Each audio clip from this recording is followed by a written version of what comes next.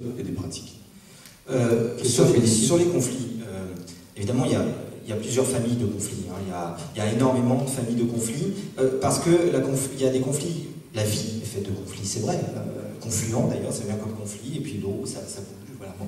Enfin, il y a des conflits quand même qui sont énergétivores et d'autres qui sont énergétigènes, c'est avec des conflits qui donnent de l'énergie, hein, comme il y a un mauvais stress, c'est un bon stress d'une certaine manière. Il y a des conflits qui vont nous amener à être plus performants, si on parle de performance, je crois ce matin, et des conflits qui font mal, qui vont être toxiques. Hein.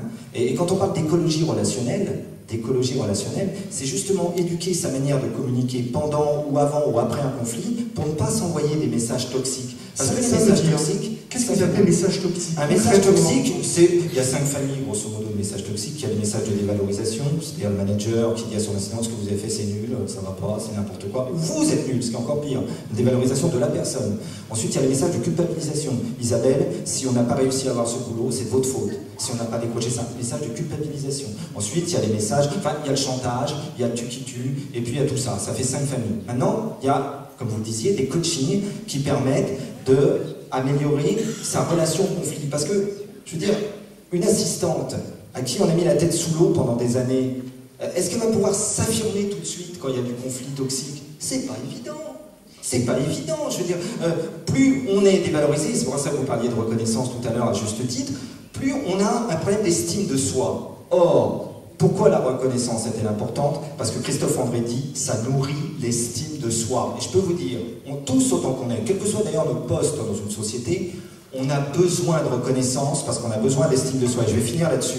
On a 2 rétributions quand on travaille. La rétribution classique, c'est le salaire. Et puis il y a ce qu'on appelle la rétribution symbolique. La rétribution symbolique, c'est toujours la reconnaissance. Ça passe par des jugements. Madame l'assistante, ce que vous avez fait, c'est utile pour la boîte. Madame l'assistante, ce que vous avez fait, c'est beau en plus. Parce que c'est la belle ouvrage parfois. Eh bien, c'est très important. Et dans la société dans laquelle on est, hein, étant donné la crise, vraiment, on en souffre d'un manque de reconnaissance. Elisabeth Durand-Mertin. Il y a aussi quelque chose, c'est que ça peut être un métier assez solitaire, l'assistante. C'est-à-dire que ça peut être un métier où, en plus, si on a un binôme, hein, mais même en équipe, quelquefois, je pense que c'est un métier solitaire. Et donc, il y a quelque chose aussi qu'il faut intégrer dans la collaboration et l'amélioration, c'est justement ne pas rester